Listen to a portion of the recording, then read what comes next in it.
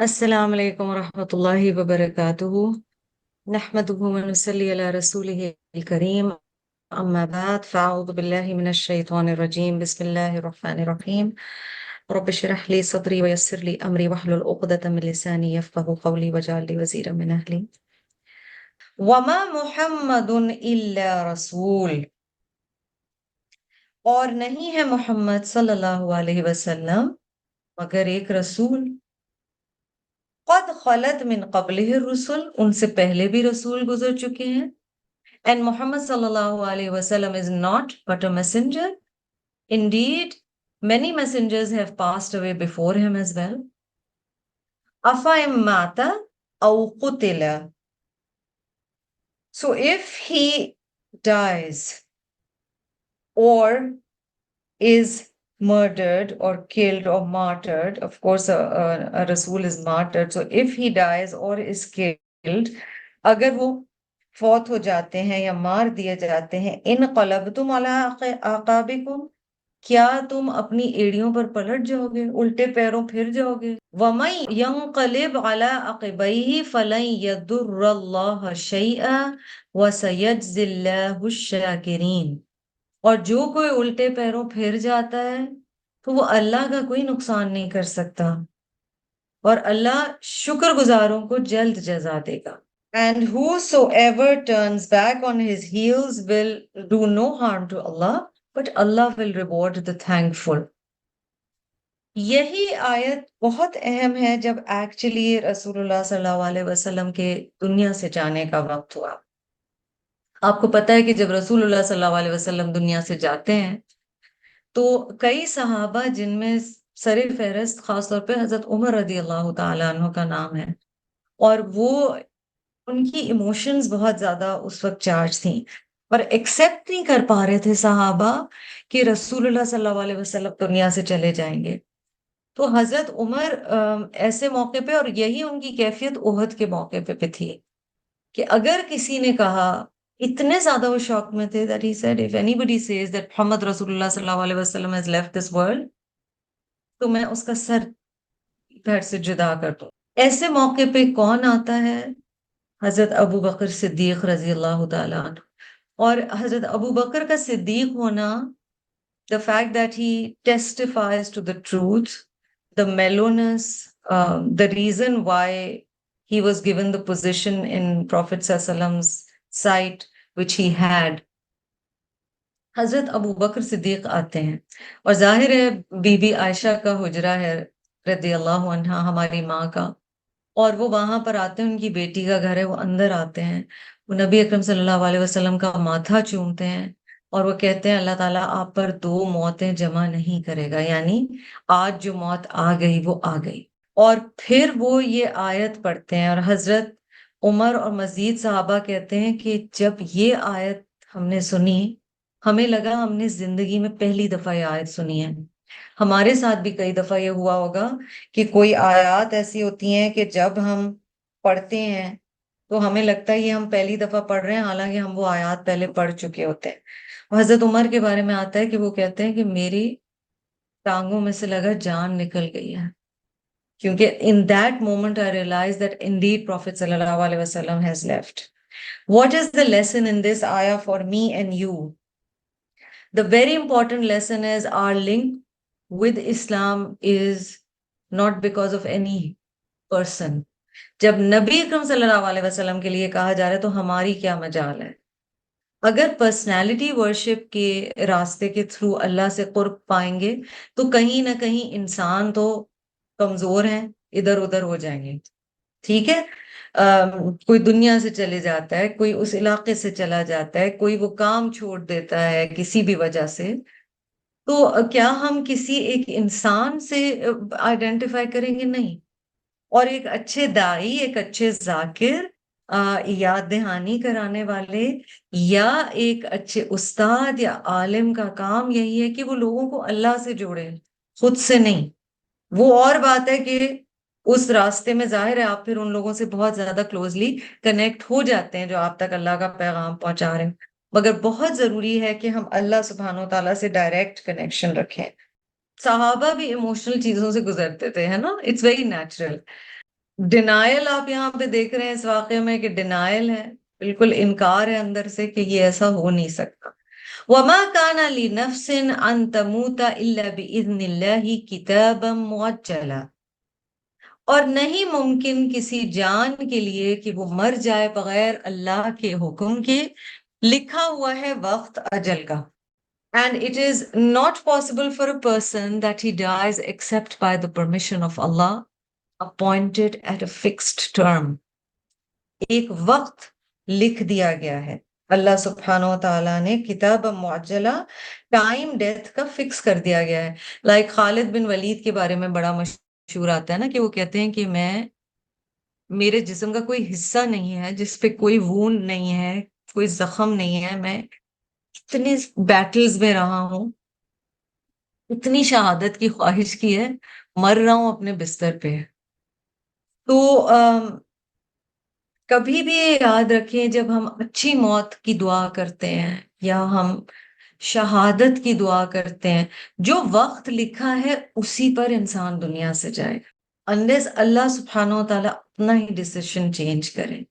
لیکن یہ ہے کہ جو وقت لکھا ہے اسی پر جائیں گے، اس لیے ڈرنا نہیں چاہیے، ہر ایک کا ایک وقت لکھا ہوا ہے۔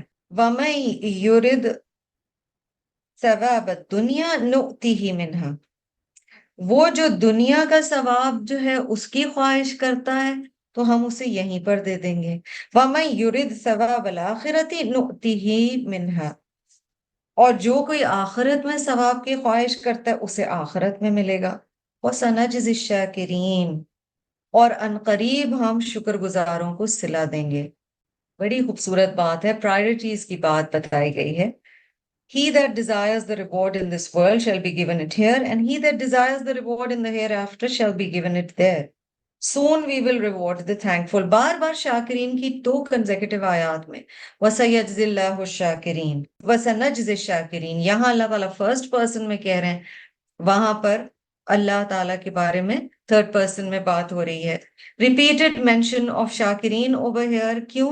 گریف کا موقع تھا، اس موقع پہ بھی شکر کی یاد دہانی کرانا، دکھ کے موقع پہ بھی، تاکہ شکر پیدا ہو، عاجزی ہو، اللہ کی محبت رہے، اس کی نعمتوں کو انسان ایکسپٹ کرے، اس کی تعریف بیان کرے، اس کی نعمتوں کو اس طرح سے استعمال کرے جس طرح استعمال کرنے کے لیے اس نے وہ نعمتیں دی تھیں۔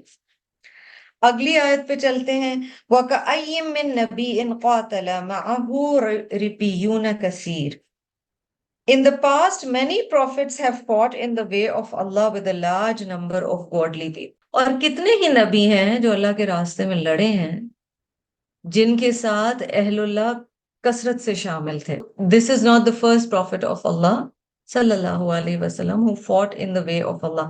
فَمَا وَهَنُوا لِمَا أَصَابَهُمْ فِي سَبِيلِ اللَّهِ وَمَا ضَعُفُوا وَمَا اسْتَكَانُوا۔ 3 بہت اہم ورڈز ہیں، اس پارٹ کو ہائی لائٹ کر لیجئے۔ فما وہنو، وہن پیچھے میں ڈسکرائب کر چکی ہوں، وہن ہے جو اندر کی کمزوری ہوتی ہے، ٹھیک ہے۔ fear of death and love of this world, Prophet صلی اللہ علیہ وسلم said is the reason for وہن۔ دنیا کی زندگی سے جو اٹیچمنٹ بہت زیادہ ہمیں ہو جاتی ہے، اس سے وہن، کمزوری، اندر کی کمزوری، ایمان کی کمزوری آ جاتی ہے۔ اللہ تعالیٰ کہہ رہے ہیں پچھلے جو تھے ان میں وہن نہیں تھا، دل نہیں چھوڑ دیتے تھے۔ وہن بیسکلی ہے آپ ہمت چھوڑ دیں، دل چھوڑ دیں کہ بس اب تو یہ چیز ہو ہی نہیں سکتی۔ ان مصیبتوں پر جو اللہ کے راستے میں انہیں آئیں، اس پہ انہوں نے دل نہیں چھوڑا، they did not lose heart۔ وما ضعفوا، اور وہ کمزور نہیں پڑے۔ that's the second step نا، جب وہن سٹارٹ ہوتا ہے، آپ موت سے ڈرنے لگتے ہیں، آپ کانسیکوینسز سے بہت زیادہ ڈرنے لگتے ہیں، وہ آپ کی ڈٹرمنیشن کے راستے میں آڑے آنا شروع ہو جاتا ہے، عمل کمزور ہونا شروع ہو جاتا ہے، that leads to ضعف۔ اور یہاں پر جس ضعف کی بات ہو رہی ہے وہ جسمانی ضعف نہیں ہے، وہ ایمان کا ضعف ہے۔ One feels helpless, there's weakness inside, and the next step is وَمَسْتَكَانُوا، اور یہ سب سے ڈینجرس سٹیپ ہے مسلمان کے لیے۔ استکانو، you become passive، آپ ڈھیلے پڑ جاتے ہیں، آپ کمزور پڑ جاتے ہیں، آپ کہتے ہیں جیسے زندگی گزر رہی ہے ویسے گزرنے دو۔ اتنے مشکل وقت پہ 70 صحابہ شہید ہوئے، نبی صلی اللہ علیہ وسلم کو چوٹیں لگی ہیں، جیتی ہوئی بازی ہار گئے ہیں۔ اللہ تعالیٰ کہہ رہے ہیں this is not the first time this is happened, the people in the past, وہ جو پچھلے لوگ تھے وہ کس طرح ان مشکلات سے نکلے، انہوں نے وہن نہیں اختیار کیا، انہوں نے ضعف نہیں اختیار کیا، اور استقامت سے وہ بچتے رہے، یعنی انہوں نے وہ والی کمزوری نہیں دکھائی۔ تو یہ سٹیپ بائی سٹیپ چیزیں ہیں، اور اس کا تینوں چیزوں کا علاج کیا بتایا گیا، واللہ یحب الصابرین۔ صبر کی پھر بات آ گئی، پیچھے شکر کی بات تھی، اب صبر کی، صبر اینڈ شکر کو ہینڈ ان ہینڈ، اور اللہ محبوب رکھتا ہے ثابت قدم رہنے والوں کو۔ تو نہ ہمت ہارو، نہ بزدلی دکھاؤ، نہ دب جاؤ۔ ہمیں اپنے آپ کو ایز مومنین چیک کرنا ہے کہ ان تین چیزوں میں سے ہم کس سٹیج پر ہے، نعوذ باللہ، اللہ کرے کہ ان میں سے کوئی بھی کیفیت ہمارے اندر نہ ہو، مگر کیا وہن ہے یا ضعف ہے یا استقامت ہے یا تینوں چیزیں ہیں؟ Do we lose heart in what comes in the path of Allah, whether those obstacles are internal or external? Do we weaken in our resolve, or do we just become complacent and say, oh, well, this is how life is and this is how the world is, and میں ابھی اپنے اندر طاقت نہیں پا رہی یہ کرنے کی؟ کیا ہماری یہ کیفیت ہوتی ہے؟ تو یہ آیات ہم سے بھی بہت کچھ کہہ رہی ہیں۔ اگلی آیت پر چلتے ہیں جی۔ وَمَا كَانَ قَوْلَهُمْ إِلَّا أَنْ قَالُوا، اور ان کی بات نہیں ہوتی تھی مگر وہ کہتے تھے، اور وہ یہ دعا مانگا کرتے تھے جو پچھلے لوگ تھے، ربنا اغفر لنا ذنوبنا، اے ہمارے رب ہمارے گناہ معاف کرتے۔ ذنوب ذنب کی جمع چھوٹے گناہوں کے لیے عموماً استعمال ہوتا ہے۔ وَإِسْرَافَنَا فِي أَمْرِنَا، اور ہماری زیادتیاں معاملات میں وہ بھی معاف کر دے۔ اور many scholars feel کہ اسراف یعنی کسی بھی چیز میں ایکسٹریم میں حدود کو پار کرنا اور آگے چلے جانا، یہ کبیرہ گناہوں میں سے آ جاتا ہے۔ وَإِسْرَافَنَا فِي أَمْرِنَا وَثَبِّتْ أَقْدَامَنَا، اور ہمارے قدم جما دے۔ اللہ سے بار بار دعا کرنی چاہیے، یہ دعائیں مارک کریں۔ وَانصُرْنَا عَلَى الْقَوْمِ الْكَافِرِينَ، اور ہمیں کافر قوم کے اگینسٹ فتح دے۔ اللہ تعالیٰ سے forgiveness پہلے مانگی، پھر ٹرانسگریشنز کی particularly forgiveness مانگی، پھر to establish firmly our feet and give us victory over those who disbelieve. So you're seeing it's a very consolidated step by step dua. There is no arrogance in their jihad. They realize that everything belongs to Allah. فَآتَاهُمُ اللَّهُ ثَوَابَ الدُّنْيَا وَحُسْنَ ثَوَابِ الْآخِرَةِ وَاللَّهُ يُحِبُّ الْمُحْسِنِينَ. Therefore Allah gave them the reward in this world, and also an excellent reward awaits them in the hereafter. اللہ سبحانہ و تعالیٰ انہیں اجر اس دنیا میں بھی دینے والے ہیں، اور آخرت میں بھی بہترین اجر ملے گا۔ اور اللہ محبت رکھتا ہے، اللہ محبوب رکھتا ہے حسن عمل کرنے والوں کو، یعنی اللہ تعالیٰ کو احسان کرنے والے پسند ہیں، اللہ سبحانہ و تعالیٰ کو محبت ہے۔ اچھا، ہم لوگ کئی دفعہ پرفیکشن کی بات کرتے ہیں نا، دنیاوی چیزوں میں ہم بڑے پرفیکشنسٹ ہوتے ہیں، ہم بہت زیادہ خیال رکھ رہے ہوتے ہیں اس چیز کا کہ ہر چیز پرفیکٹ ہونی چاہیے، ٹیبل لگایا ہو تو پرفیکٹ ہو، کپڑے ہو تو پرفیکٹ ہو، ایک سلائی ادھر کی ادھر نہ۔ دین کے معاملات میں آپ کو صحابہ کا طریقہ یا نیک لوگوں کا طریقہ یہ نظر آ رہا ہے کہ وہ پرفیکشنسٹ تھے۔ تو یہ دعا اس کی مثال ہے کہ اعمال صالح میں بھی they are never totally satisfied. So these are people who are doing jihad in the path of Allah, yet saying اللہ تعالیٰ اگر کوئی ہم سے بھول چوک ہو گئی ہو تو معاف کر دے، یعنی وہ چاہتے ہیں، ان کے اپنے لیے نا سٹینڈرڈز ہائی ہیں۔ ہمارا کئی دفعہ مسئلہ ہو جاتا ہے کہ ہمارے دین کے معاملے میں ہم نے اپنے سٹینڈرڈز لو رکھے ہوئے ہوتے ہیں، ہم نے سوچا وہ ہوتا ہے کہ دین کے معاملے میں چلتا ہے، اتنا بھی کافی ہے، اتنا بھی کافی نہیں ہے۔ اللہ سبحانہ و تعالی ہمیں اہل تقوی میں سے بنائے۔ وآخر دعوانا ان الحمد للہ رب العالمین۔ اللہم آنس وحشتی فی قبری، اللہم ارحمنی بالقرآن العظیم واجعلہ لی اماما ونورا وہدا ورحمہ، اللہم ذکرنی منہ ما نسیت وعلمنی منہ ما جہلت وارزقنی تلاوتہ آناء اللیل وآناء النہار واجعلہ لی حجتا یا رب العالمین۔ یا رب العزت قرآن کو ہمارے حق میں حجت بنائیے گا، ہمارے خلاف حجت نہ بنائیے گا۔ یا رب العزت ہمیں ہمارے اہل و عیال کو، ہمارے ازواج کو، ہمارے بچوں کو، ہماری ذریت کو متقین کا امام بنائیے گا اور ہماری آنکھوں کی ٹھنڈک بنائیے گا۔